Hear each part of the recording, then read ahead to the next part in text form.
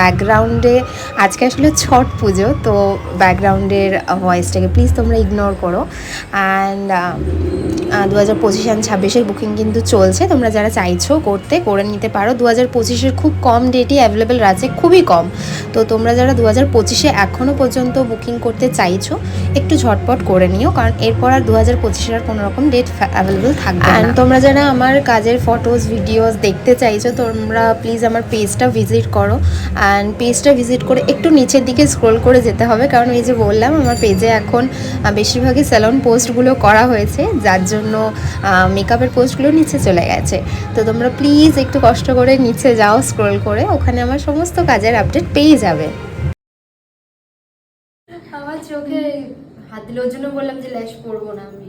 মানে ল্যাশ পরলে তো আরো ভার হতো, আরো প্রবলেম হতো, আরো মনে হবে কি চোখ বন্ধ হয়ে আসছে, জল বেরোবে জল বেরোবে, এত জল আসে চোখে।